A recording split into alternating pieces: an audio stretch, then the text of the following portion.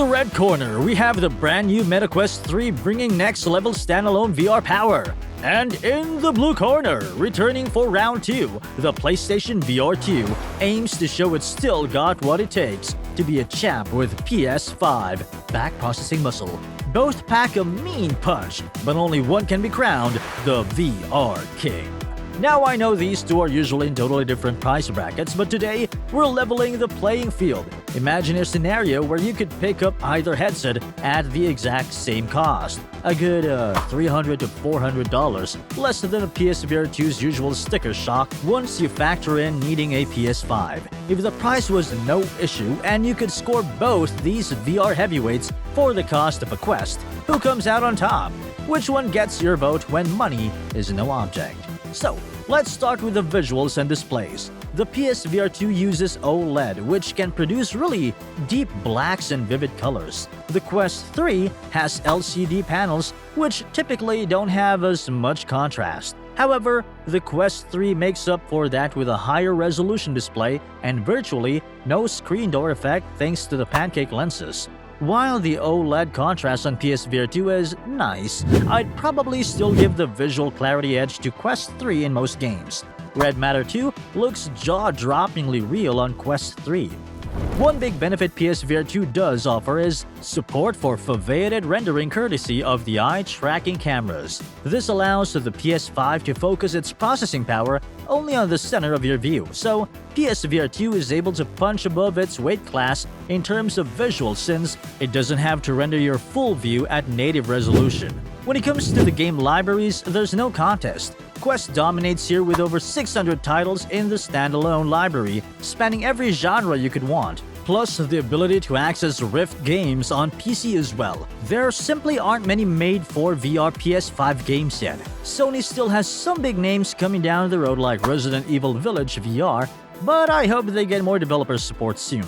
In terms of hardware and ergonomics, I'd also hand this one to Quest. It's lighter and better balanced, and Oculus's touch controllers remain best in class, while Sony's new controllers feel like a step back lacking thumbstick.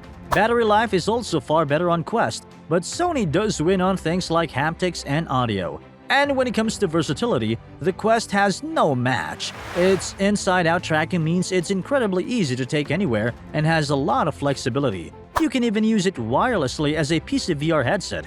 Meanwhile, PlayStation VR is still stuck with front-facing camera tracking that significantly limits your play space. So at the end of the day, if I could get either headset today at the same price with no barriers to entry, it would be Quest in a landslide victory. The better lenses, display clarity, controller design, versatility, and gigantic content library give it a big leg up over PSVR2 today.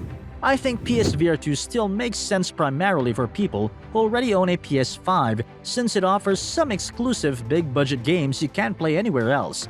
But as an overall package, Quest 3 gives you a better bang for your buck, especially for new users just getting into VR.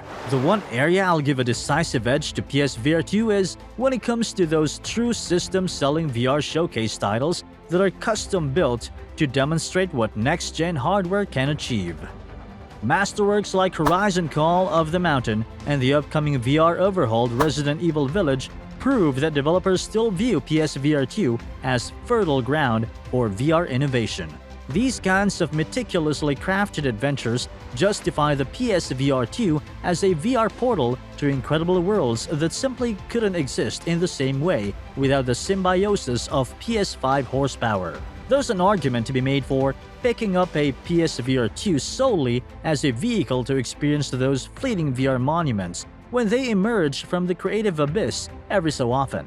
However, at the end of the day, while PSVR2 wins on delivering the most technologically advanced and visually splendorous system sellers, Quest still grabs the advantage when it comes to the sheer versatility of hardware, longevity via user-replaceable components, and hosting the greatest variety of intriguing, if less polished indie oddities populating its software hunts. If faced with equal price parity, Quest potentially makes more sense for general audiences, but core gamers with open wallets shouldn't ignore the sheer cutting-edge immersion offered by the PSVR2's standing invitations to VR's peak artistic heights. I'm eager to hear where you all stand on this comparison, considering future console exclusives. So don't be shy leaving your thoughts below. Remember to subscribe to stay tuned as more benchmarks PSVR2 releases undoubtedly approach to shake up this battle.